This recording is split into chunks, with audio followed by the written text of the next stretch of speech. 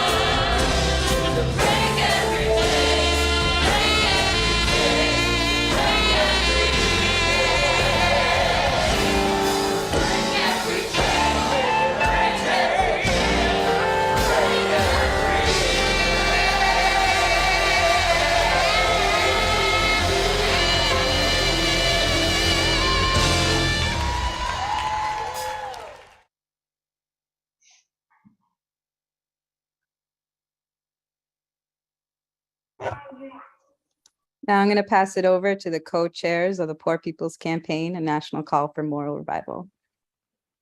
Well, good evening. This is Bishop William Barber, President of Repairs of the Breach and co-chair of the Poor People's Campaign, and here with Reverend Dr. Liz Theoharis, who will also be speaking to you, the Executive Director of Kairos and co-chair of the Poor People's Campaign. You know, Zig, I know when to say something and I know when to be quiet. I've learned over the years. And that song says it all. That's right. That there's this army that's rising. It's continuing to build.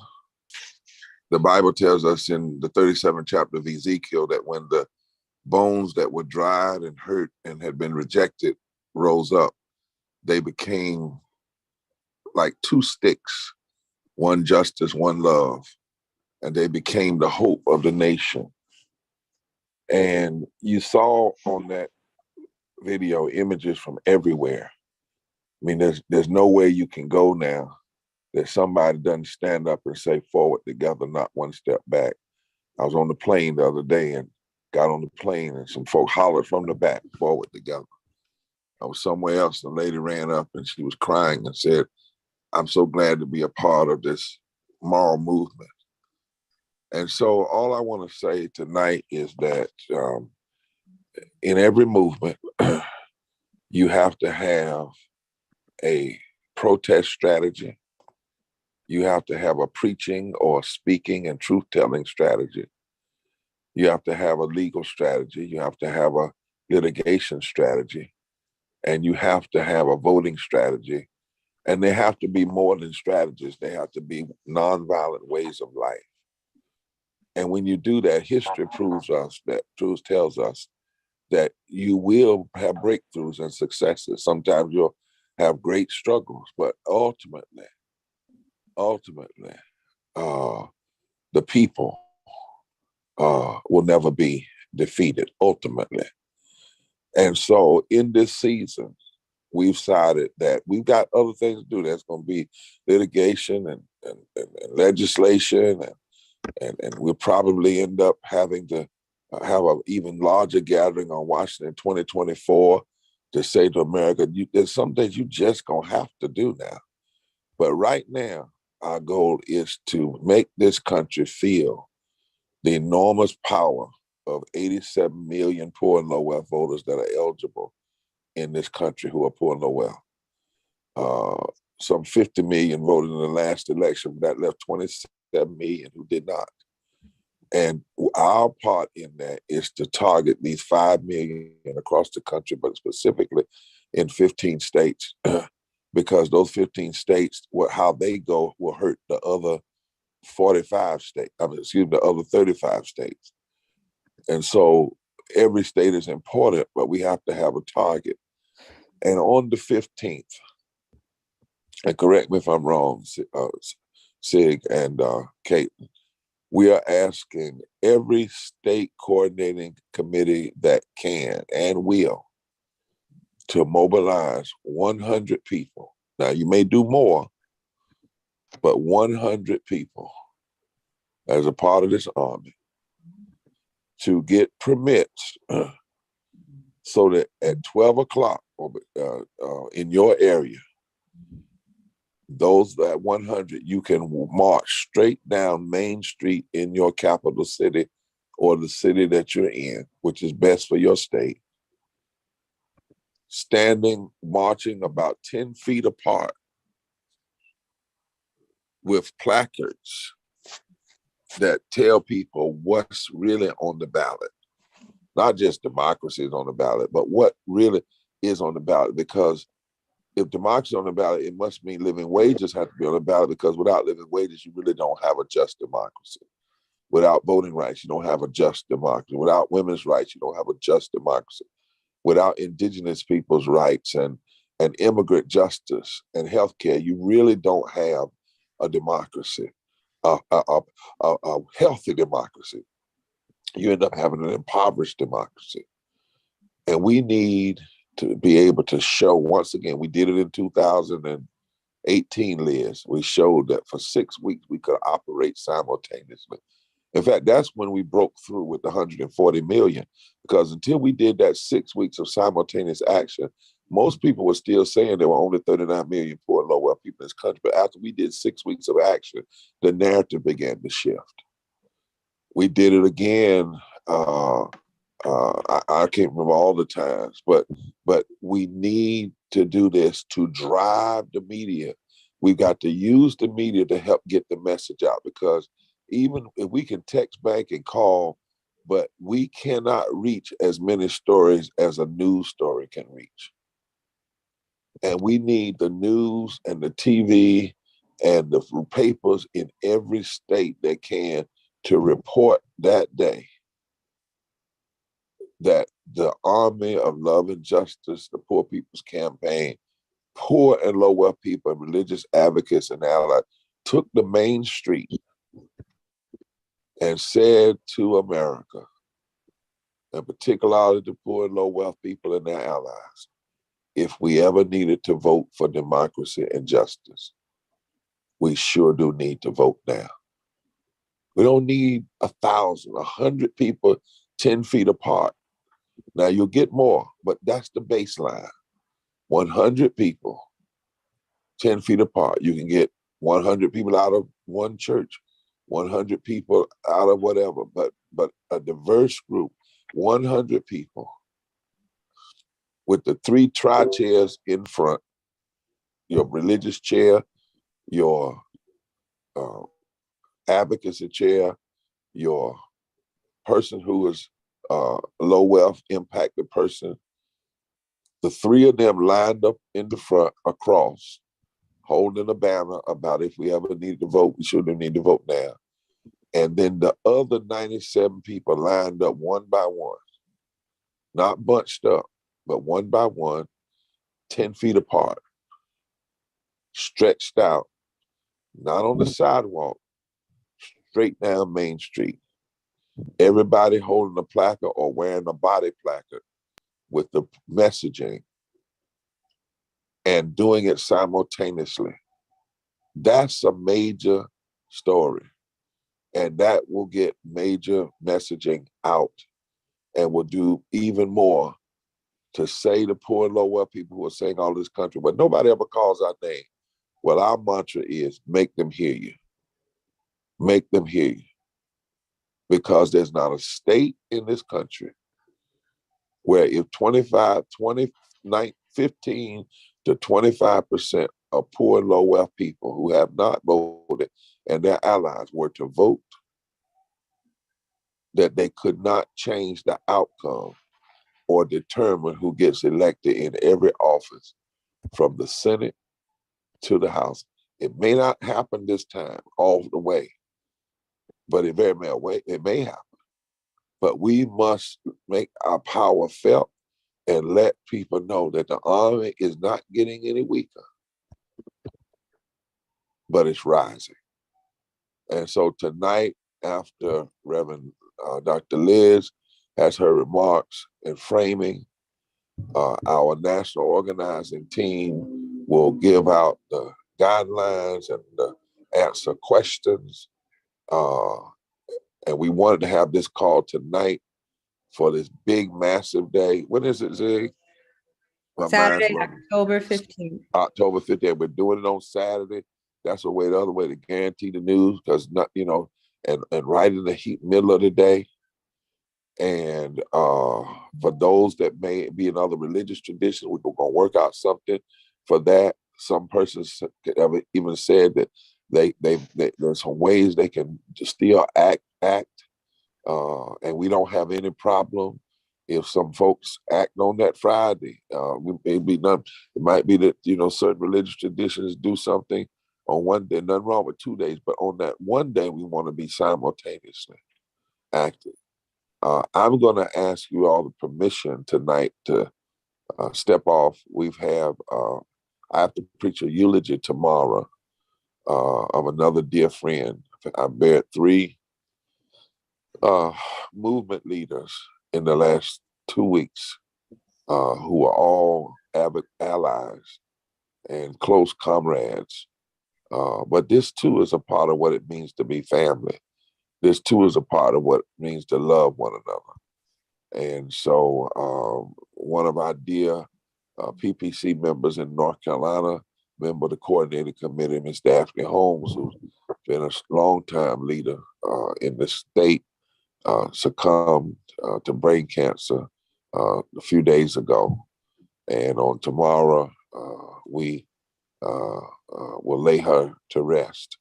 And so I'm going to ask that you give us your prayers. But I want to say this about her as I close tonight. The word Daphne literally comes from the word laurel. It comes out of Greek mythology. And the laurel, as you know, is a crown that the victors put on in the ancient world, ancient Greek, ancient Roman culture. But the name means victory.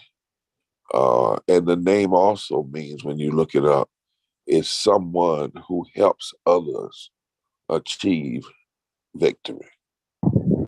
And so let us be the kind of people who not only seek victory for ourselves, but we help others to achieve the victories of living wages, the victory of healthcare, the victory of voting rights, the victories of their women's and their body rights being protected, the victory of overcoming violent insurrections, not with apathetic resignation, but with a powerful, committed, moral resurrection.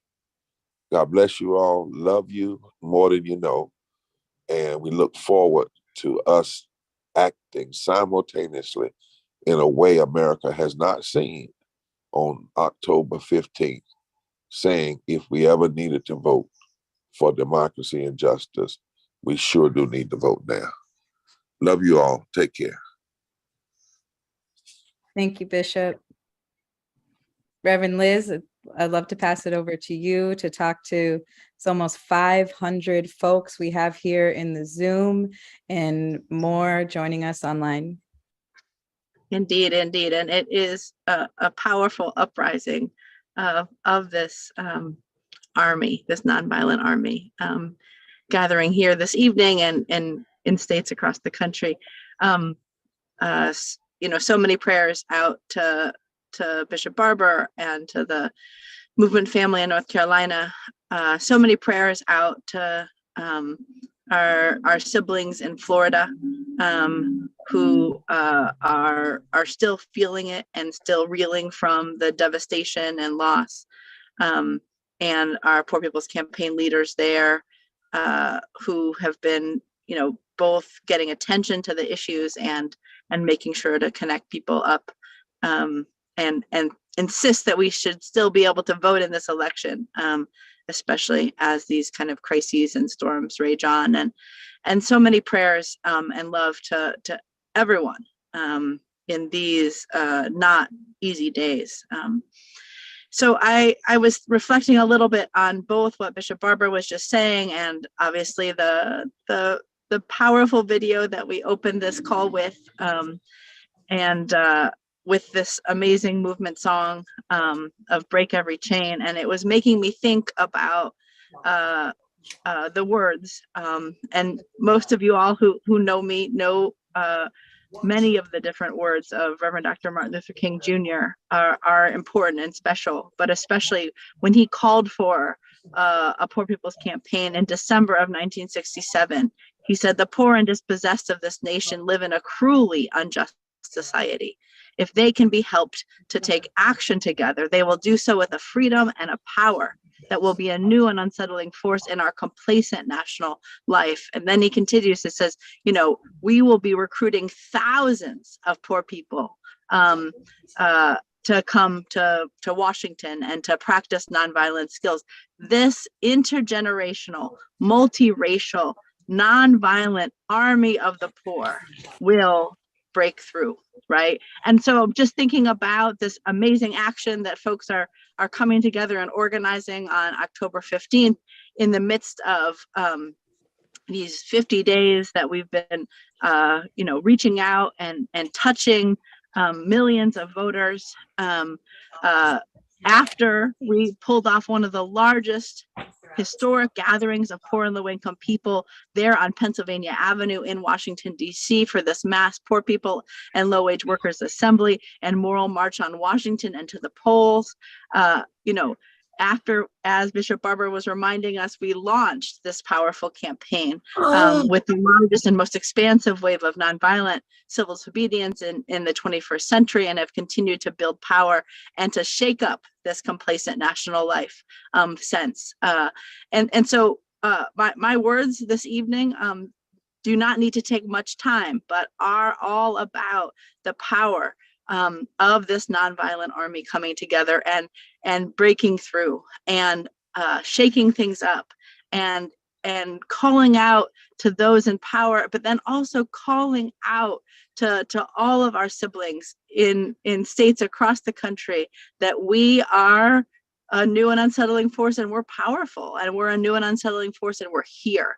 And that this indeed, what Bishop Barber was saying, that we have the power to transform the entire political landscape and make this society, make our elected officials, make our candidates actually speak to expanding Medicaid and enacting universal health care, to actually speak to raising the minimum wage to a living wage, and having paid family leave and sick leave, and having medication and all the health care that we could use to thrive, to make our politicians and our candidates actually, do things like extend and make permanent a child tax credit and other social welfare programs, from the bottom up, to actually, make our politicians and our society and our candidates, speak to real immigration reform and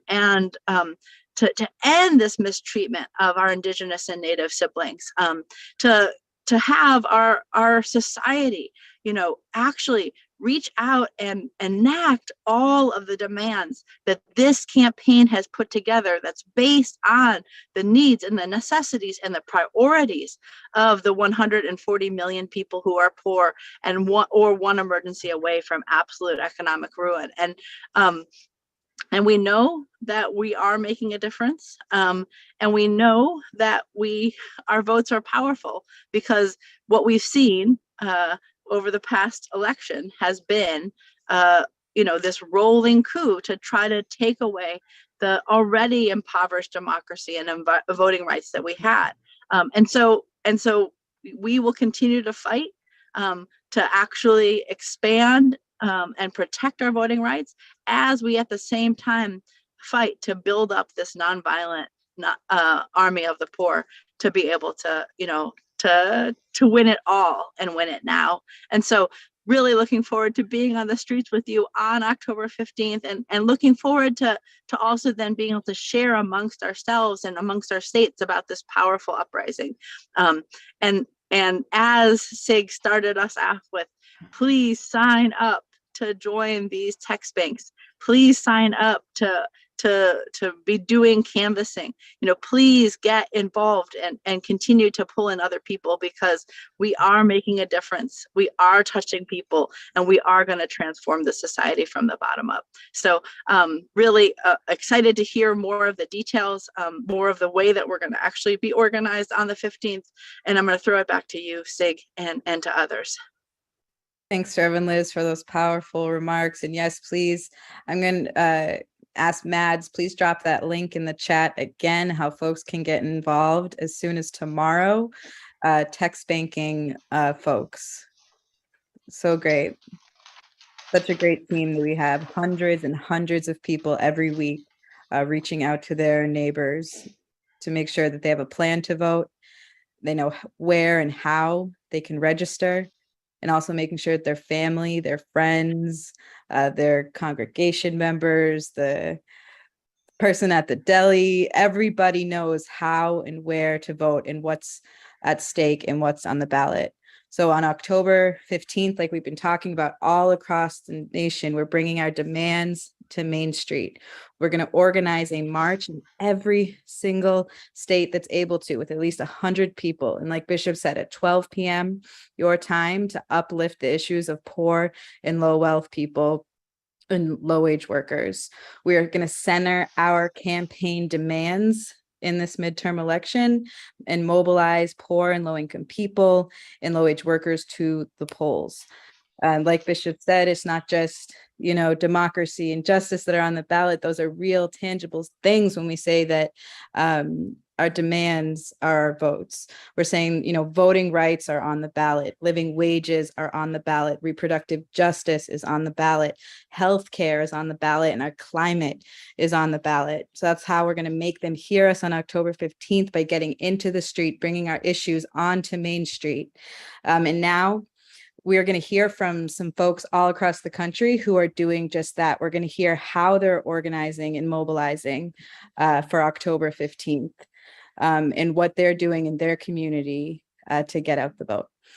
So first, I'm going to see if Linnell could come off mute and share with us from Baltimore, Maryland, what they're doing for October 15th and share her story.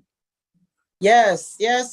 Greetings. I'm Linnell Fall from Baltimore, Maryland, where the late, great Elijah Cummings presided.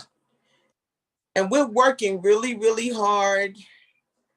I have 2 positions, tri-chair and SCO, and it's kept me quite busy, quite busy. And we are canvassing all over Maryland, working with partners and creating new alliances.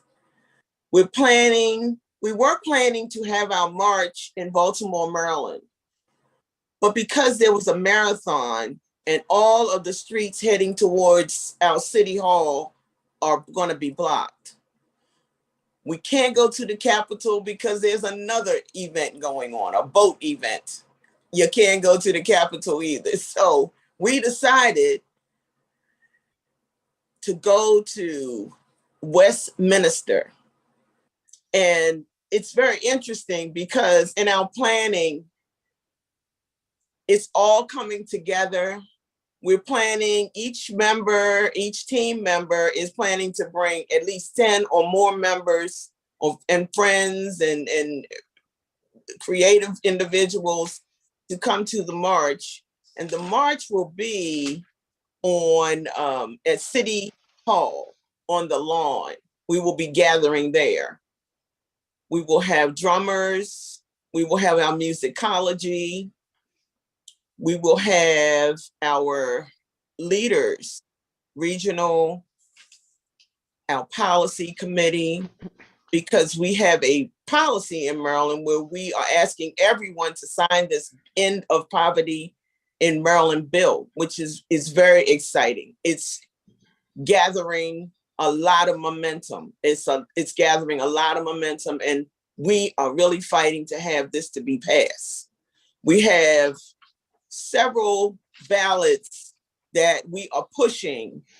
Our comms team is really pushing out a did you know? We have a question K. We have know the facts. A marijuana criminalization has created racial injustice and mass incarceration in Baltimore, and we are voting on this bill. Also, we really want to bring attention to the poverty and the low income in Westminster, because 5-year-old children, children in this county, 62.5% of them are poor and low income. These are the 5-year-olds. The females at the age from 6 to 11 is 12%. And by the time the females turn 15, it's 37%. They are below the poverty level there. And there is a serious issue with low income and poverty in this area. And we want to bring light to that. We want to empower them to stand up and speak out. And I have a great understanding that voting is power. If they don't use votes, this will continue. So we are going there to encourage them. We have the NAACP there. We have the League of Women Voters there. We're going to have the Unitarian Church there. We're going to have other partners and individual groups that want to table and stand with us and align themselves with us, because this movement is moving in Maryland. It's breaking down barriers. People want to join us. People want to change what is taking place. We are finding whosoever will is coming to the table and saying we need a change. And I want to encourage those of all of us that are out there that we are really making a difference and we are really doing God's work. And this is the most powerful work that I've been engaged in all of my Christian walk, to be out here empowering and helping from the bottom up and speaking out against injustice. And then I want to encourage our voters, our reformers, our team, that we must act after this election to guarantee fair and equitable implementation of justice reform. We demand an end to the structural injustices created by bias, law enforcement, bias, treatment within the legal system, and use of law that drives mass incarceration while making communities less unsafe. We have a lot of work to do, but together we'll make that 5 million mark, and then we will continue for 2024. And yes, they will hear us. They are hearing us. Right. Very upset. And That's let me right, now. Let everybody, let other folks speak. But we do have an issue here in all parts of Maryland, from the Appalachians to the Southern Poles. We have a lot going on here, and we need to empower each other, stand together, and become more and more unified to get the work done. Thank you. That's right. Thank you so much, Linnell, for sharing how you're mobilizing for October 15th, what it means for Maryland and for the country. And I just want to share, just say one sentence that you said one more time, that this movement is moving. We're going to start using that and saying that more and more, because it's true. This movement is moving. And next, I want to invite Brother Carter from California to share how they're getting this movement moving in California for October 15th. Thank you, Siggy. Hello, people of color, my sisters and brothers. I'm Brother Carter here in Sacramento, California, which is the heart of California, where we have over 20 million people in poverty. And it's a shame because we're fifth in the world economy. To change that, change the narrative, we're mobilizing through phone bank. We are putting together flyers. We're partnering with local organizations that are dealing with impacted people. Our plan is to come together in the heart of California, in the heart of the city, which is Capitol Mall. We'll start at Crocker Park.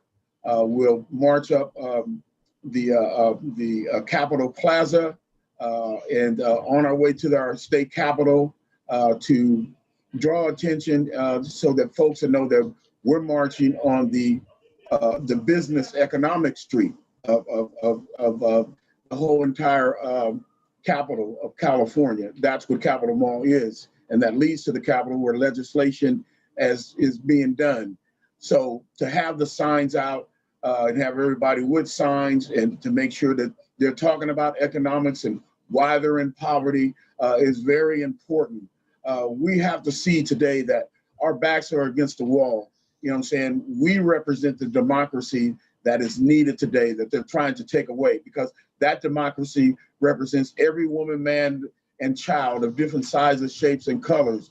And we formed that in our moral fusion. And we're going to make sure that we present that, here in the state of California.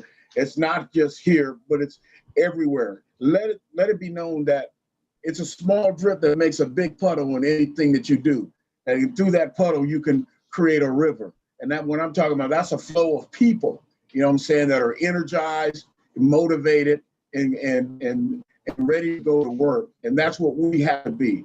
You know, at this time, you know, our backs are against the wall, and we refuse to die and say give up. Well, are we gonna say the road is too hard? No, we're not. We're gonna say that the road is there, and we're gonna go down it until we get to the light at the end of the tunnel. And that's what it's about with each and every one of us that is in this movement today, to make sure that we can continue, you know what I'm saying, to be a voice, because a closed mouth don't get fed, you know what I'm saying? But we have to be heard, and we have to let other people around us hear us and what we're talking about when it comes to a moral fusion, and when it comes to the Voting Rights Act, when it comes to the child tax credit, and low-wage workers and impoverished people without housing. We are connecting also with the unhoused itself, the people that are the homeless, Sacramento Homeless Union, the statewide union, and having those folks connect with us also. So it's important today. Know that we're at the fierce urgency of now. We have love on the front line, and love on the front line is a dangerous way to live, because in the end, no one wins until we get to the place that we're trying to get to. So let's get there. Thank you. God bless you. And remember, forward together and not one step back. And remember, when we live from the bottom, everybody rises. And let's continue to be a new and unsettling force. That's right, Brother Carter. We got love on the front lines. That's right. Next, I want to invite Courtney from Mississippi to share how they're mobilizing in Mississippi for October 15th.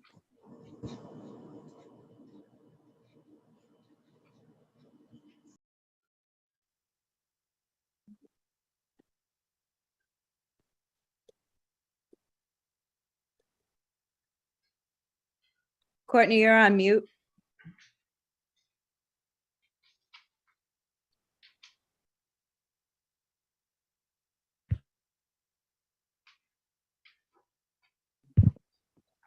Hello, everyone. Sorry about the delay. How's everyone doing tonight? I'm just elated. Good. Okay. I'm elated to be a part of the movement. If there ever was a time is now. We're basically doing door-to-door canvassing. We're putting flyers, restaurants, downtowns. We're advertising every day. I'm started so soon, but I started with the movement while incarcerated. Some of you may know and some of you may not. I was sentenced to 15 years in prison. I started with the Mississippi Poor People Campaign inside, and they gave me an opportunity, and now I'm full force moving with the movement every day. Been home 8 weeks. I do know personally firsthand what a racial injustice is like. That was one of my so-called charges. I went on and I won twice with the Mississippi Court of Appeals, went on and the Mississippi Supreme Court reversed that action. And now we're at the United States Supreme Court. So I know what it's like to be dealing with healthcare issues, voter suppressions. Mississippi has a long history of voter suppression and policy violations and healthcare issues and injustice, and 84% of the population here are poor African Americans who are the constituents of the voters here. So the movement is what I desire. I mean, the energy we're putting out is the energy we're receiving. So like he said, forward together, not one step back. And I'm just elated to be a part of this movement and to be out every day mobilizing, making sure the message is getting across and the people are aware of the importance and, you know, how this is going to affect us, you know, collectively. So I think the message is being spread like it should be, and it's being received properly. But like if it ever was a time, like I say, the time is now for us to collectively constantly move as a nation to get the message out and, you know, do it in love, but, you know, get the mission accomplished. That's right, Courtney. Thank you so much for sharing what y'all are doing in Mississippi. And you're right, it's going to take every single one of us mobilizing all across the country to get this done.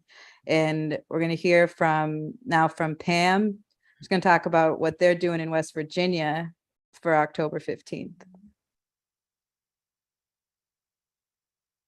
Thank you, Zig. My name is Pam Garrison, and I'm Tri-Chair of the West Virginia Poor People's Campaign. Like Linnell, we were planning on having our event at the Capitol in Charleston, but because of circumstances, the same thing, streets closed off and everything, we've decided to have our march in Jefferson County Courthouse, where the late, great John Brown was tried. We will meet with partners there, NAACP, all the partners that we can bring together to resurrect that spirit of John Brown, to bring back the justice, equality, fairness. You know, in West Virginia, we're one of the poorest states in the nation. And my people has lost heart. They've lost hope. And when with that void has been filled with bigotry, fascism, lies. And we've been working for several years now here in West Virginia to try to change hearts and minds and to get the truth out. And we're coming together. And I'm like y'all. I've seen the movement grow. I've seen it grow here in West Virginia. And after we're going to march down Main Street in Jefferson County, down all the way to the other end of town to a park called Evetts Park, where we'll be joining the environmental Eastern Panhandle Green Coalition environmental groups there that will be waiting on us. They will have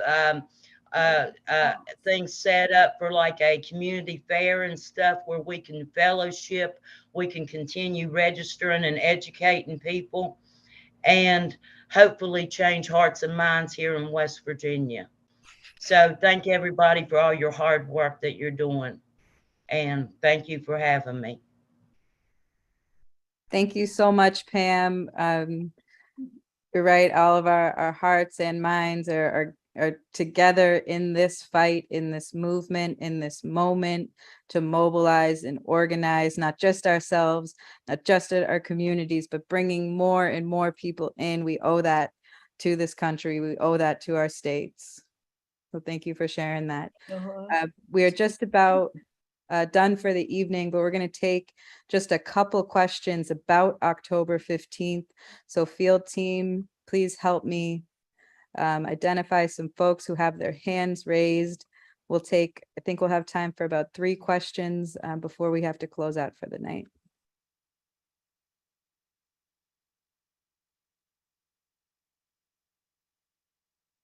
Reach Michael Perez, please leave a name, phone number. It looks like we've got a question from Joanna.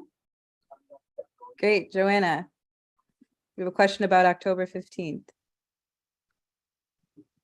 Oops, thank you. And this was also posed in the chat by someone else. Is there a link that will tell us where everyone is marching by state? Because some of us, yeah, that's the question. And I also saw it in the chat posed by someone else. Yes, great question. So we are Thanks. compiling from every state right now, their specific details. We hope to have a whole list for everyone on how to join very soon.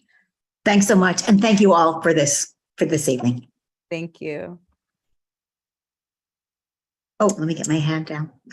Gavino, did you have a question? Yes, I'm calling from Austin, Texas, and I was wanting to find out if there was organization that is conducting something here in Austin, Texas. Great question. We are compiling where all of the March locations are going to be right now.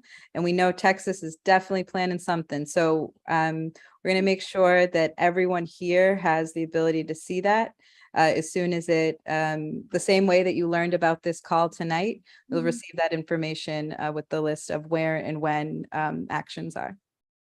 Thank you. You're welcome. We'll take one more question about October 15th. We've got a question from Shirley.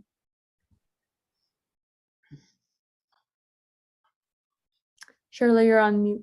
Okay, hello, everybody. Okay, I did, yeah, you did say that you're compiling the information. So I actually received an email. So is that how it's going to be distributed through email? Yes, we'll send a notice out to everyone the same way you got the info for this call. And if there's local action near you, you'll be able to see where and when and how to plug in. Okay, because I'm calling from Tennessee. I mean, I'm in from Tennessee. Thanks, Shirley. All right. I don't know about you all, but after this call tonight, I'm feeling so energized and ready to hit the streets with you all. I know we won't all be in the same location, but how cool is it that we're going to be all across the country, acting at the exact same time, marching down Main Street, making sure that they hear us, making sure that our votes, our demands, and they know that we are a new and unsettling force. To close this out, I want to invite Yara Allen, our Director of Theomusicology at Repairs of the Breach, to send us out with a song.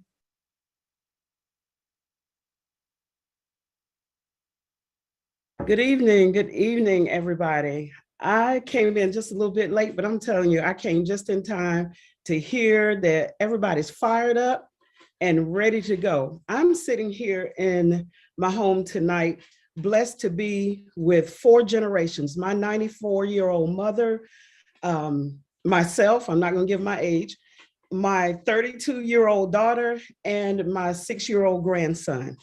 And my mother has seen quite a few elections, and I'm empowered by her. And I've empowered my daughter, and my daughter is empowering my grandson. And we mean business, and he can't get out and vote right now, but I bet you by the time he's ready, he is going to be ready.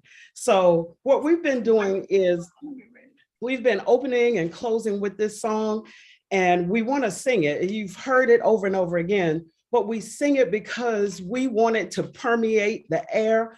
We want to harness this energy and release it. The song is Come On, Come On, Come On. Don't you want to vote? Yes, I'm going to vote. And I have my grandson here who runs in because that's his song. And we're going to sing this song. And I want you to sing it and release all of this energy and let them know that we're coming. Let them know we're on the way, right? And if we put it in the atmosphere, we're going to be able to walk right into it when we're out there in October. I am fired up. Are you fired up, Liam? Yep. Fired up. All right, here we go.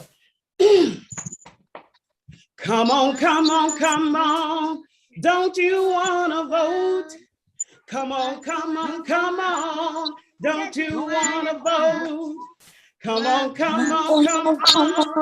Don't you want to vote? Yes, I'm going to vote. Oh, come on, come on, come on. Don't you want to vote? Come on, come on, come on. Don't you want to vote? Come on, come on, come on. Don't you want to vote? Yes, I'm going to vote. Well, is our power. Don't you want to vote? Voting is our power. Don't you want to vote? Voting is our power. Don't you want to vote? Yes, I'm going to vote. We're voting for healthcare. Don't you want to vote? Voting for healthcare. Don't you want to vote? Voting for healthcare. Don't you want to vote? Yes, I'm going to vote. Well, we're voting for living wages. And don't you want to vote? We're voting for living wages. Don't you want to vote? We're voting for living wages. Don't you want to vote? Yes, I'm going to vote. Well, then come on, come on, come on. Don't you want to vote? Come on, come on, come on. Don't you want to vote? Come on, come on, come on. Don't you want to vote? Yes,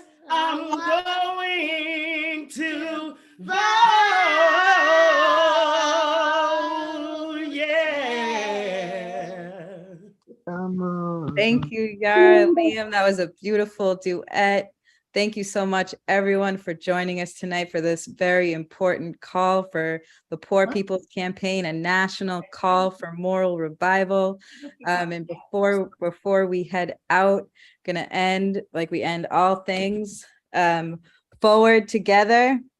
Not one step back. More people, you got to come off. You're not new. Come on. All right. Forward together. Not one step back. Forward together. Not one Step back. Everyone. Every other night, one